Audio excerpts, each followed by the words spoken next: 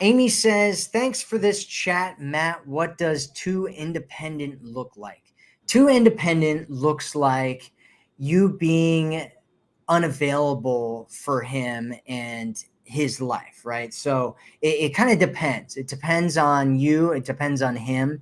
So most guys at some point want you to be more available than once a week, once every 2 weeks, or whatever, right? When you're first dating, a lot of times that can be okay and it's fine. And you're like, oh, well, I only have, this one day, every week that we can hang out and spend time together and whatnot. And when you're first dating, a lot of times that can be okay until the person really starts liking you.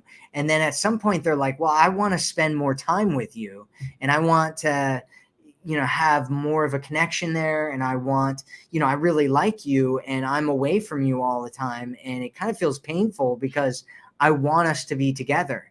And so if you're unavailable for that, right? Or you only have these certain times, so you can only hang out these certain times. And then sometimes you have to cancel because of work and other things and blah, blah, blah. Then you're probably too unavailable. Right. And so it's one of those things where it's difficult to say exactly because everybody's different and what people want is different.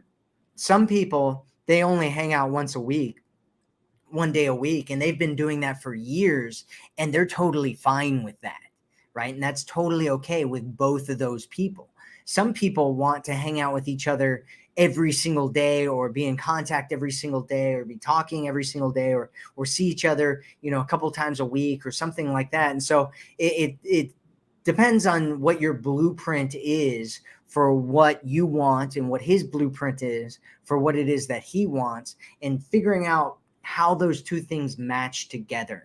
And when those two things match together, then it's really great. But if you don't have time to match his blueprint, that can be a big problem for him. He might end up being like, okay, well, I don't want to do this. If you don't have more time to have a man in your life, then I don't want to do this. And most guys will communicate that at some point, like, hey, you're just not available for me. Right. And we have women that do this in our community as well, where they'll be like, yeah, that guy's not available for you. He's not ready. If you ask a question in our community and ask all the women, they'll tell you what they think of your situation, which can be really good. And so I hope that makes sense there, Amy. It's really dependent on the two people as to what's too independent and unavailable.